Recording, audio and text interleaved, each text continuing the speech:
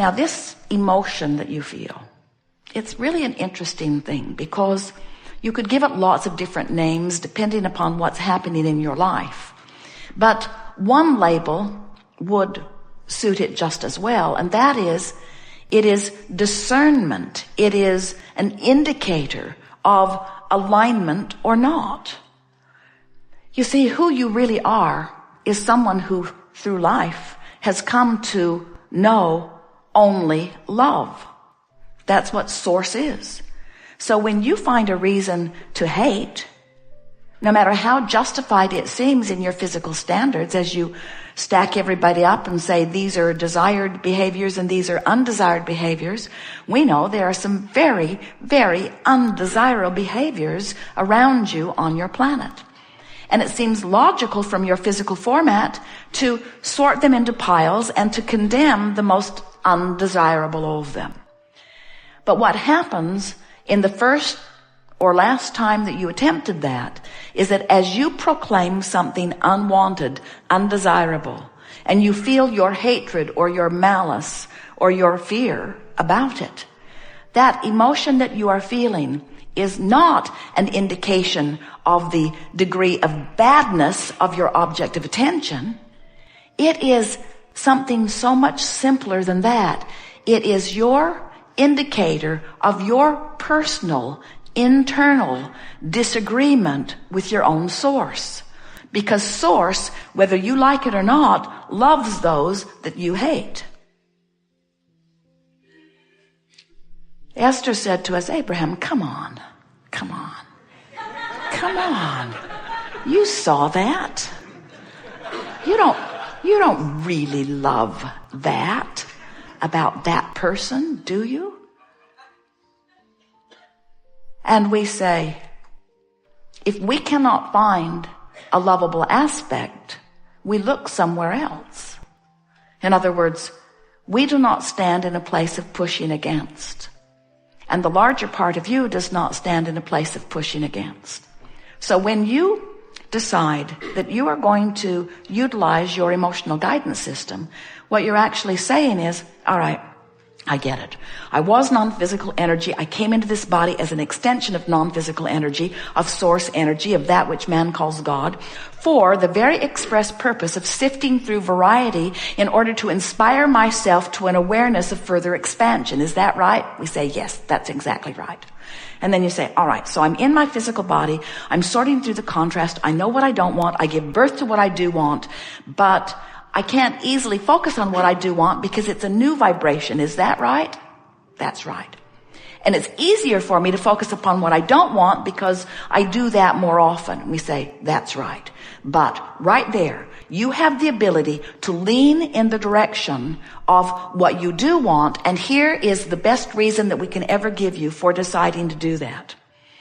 You can't feel good otherwise. And the reason you can't feel good is because your life caused the larger part of you. Remember, that's us. That's where we come in. Your life in your physical body caused expansion of source. And source stands, the larger part of you, holding steady to that newfound place that you have carved out, calling you into alignment. And as you move in the direction of that alignment, as you move into this vortex of creation, you feel better and better and better. But if you hold yourself out there beating the drum of the problem, you feel worse and worse and worse. And the reason you feel bad is not because of the problem. The reason you feel bad is because you're depriving yourself of the energy of you. You are the creator of you see. And that really is the message of law of attraction. You have come into this body and you are expanding like crazy. And you have created a new and improved version of you. You are the creator of you. You in relationship to prosperity, and you in relationship to vitality, and you in relationship to clarity, and you in relationship to your lovers, you in relationship to all relationships. You have created you in relationship to how you live and where you live and what your lifestyle is. You have created the new and improved version of you, and you've got to be up to speed with it, or you will deprive yourself of the expansion that you have already carved out. And it is your own personal deprivation depriving you of you that equals 100% of all negative emotion that you feel. Don't you love knowing that? So you say, Abraham, I'm sad. I'm sad because I'm depriving myself of the me that I really am. And we say, that's the first step. Understanding what your negative emotion is. And when you understand what it is, now you know what to do about it, because you don't have to wait for your lover to come back or your ship to come in or the money to be downloaded into your bank account.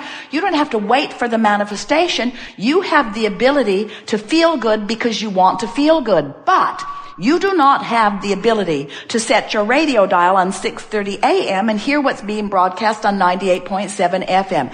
You've got to turn your frequency, you've got to tune your frequency to what you want, which means you have to be willing to let go of some of the conversation. It's like, have you ever known, Jerry has talked to Esther, he had a lot of life before they came together. And he was in the circus as a teenager, and then he was in show business for years, and he was on the road constantly and surrounded by all kinds of different people. And he spoke frequently about the roughness of the environment and how he readied himself to protect himself.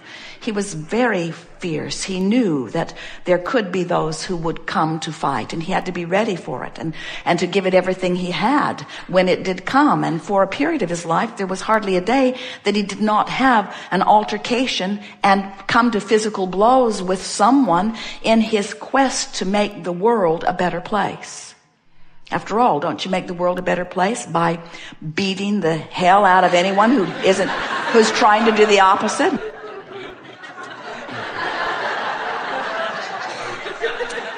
So we want you to focus just for a moment on, and maybe you've had the same experience where you actually come to this place of this physical action or altercation. And haven't you noticed that when things really come to blows like that, when there's action, physical action involved, that it's going to get way, way, way, way worse before it gets better. And what we're suggesting is, in your mind, just make a mental decision that rather than moving into that fist fight or that nuclear war or whatever it is, just draw back from the action of it. Just draw back from the action of it and just stay with us for a moment. Feel the diffusion of it. In other words, can't you feel the diffusion of the battle when even one pulls back? So now, that's a diffusion of resistance, which is the beginning of allowance. There's resisting who you are and allowing who you are. So now, continue with your verbal dialogue. And haven't you noticed, have you ever been in a discussion with someone with whom you disagreed? Have you ever been able to talk them out of their position? Doesn't it just get bigger and bigger and bigger and bigger? The surer you are, the surer they are, and the surer they are, the surer you are. Now, there's a universal law behind that, because whenever you know what you don't want, you know more clearly what you do want. In other words, it's parlaying up bigger and bigger and bigger and bigger. But we're just saying, and we know you've noticed that verbal battle never gets resolved. It just gets bigger and bigger and bigger. In fact, it usually leads to the physical stuff if you let it go far enough, but we're moving the other way. So you withdrew the fists, and now you've decided to shut up. You've decided to just stop the commentary with the intention of diffusing the resistance. Now, we know some of you are thinking, but Abraham, I was right. I was right. And we remind you, we know you were right. We'll give that to you. You were right. We know you think you were right. We know it felt like you were right.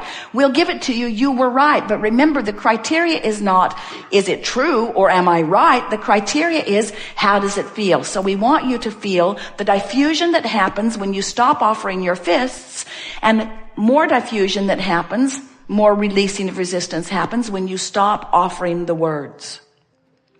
But you're still thinking about it, aren't you? You're still thinking about it. In fact, you're going to bed thinking about it, and you're waking up thinking about it, the injustice of it. You really wish that you just obliterated them when you had the chance. Now, think about withdrawing those thoughts. Now, this is the thing that we really want you to understand. We've never known anyone who could really turn their attention away from an active vibration because it's an active vibration. Someone said, it feels like my thoughts are thinking me.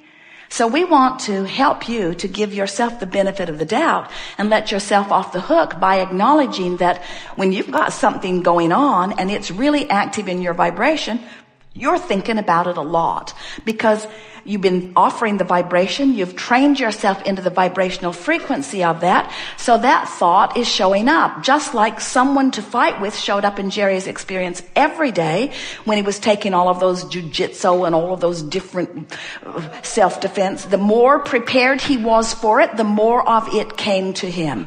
It does to anyone. The more clever you get in your argumentative debate, the more people to debate will come to you. Law of attraction just brings it. So you have to decide, and this is the thing that we really want you to understand, is that when you decide that you're trying to strike your pose of harmony with the new and expanded version of you, with the lifestyle that you've put into your vortex, when you decide that you're going to turn your attention in the direction of who you really are and what you really want, in your attention to something else, that vibration begins to fade away.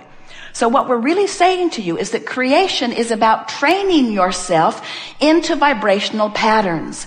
And in the same way that Jerry made a decision finally, this fighting business is getting me nowhere. He decided that he was not going to fight anymore. And almost from the moment that he made that decision, not one other fight presented itself to him because he deactivated it from his vibration enough that it stopped coming. And we are proclaiming to you that you have the ability to deactivate all unwanted things in your vibration. But the only way that you can deactivate unwanted things is to make a decision about what you are going to activate. And the thing that makes it tricky for you is you cannot do it all at once. You can't just stop thinking about that. That's why we're sort of breaking it to you gently. We know most of you are not out there having fist fights, but we want you to think about action being an extreme vibrational patterning. By the time you're offering action about something, you've got a strong vibrational pattern going. And you've got a lot of strong vibrational patterns that serve you, but you have some vibrational patterns that don't serve you too. So cease the action as quickly as you can. Cease the commentary as quickly as you can. Do you know, if you would just make a decision to stop talking about those things that bother you, I'm going to stop talking about those things that bother me. I'm going to stop talking about those things that bother me. You would catch yourself more often when you're talking about those things that bother you.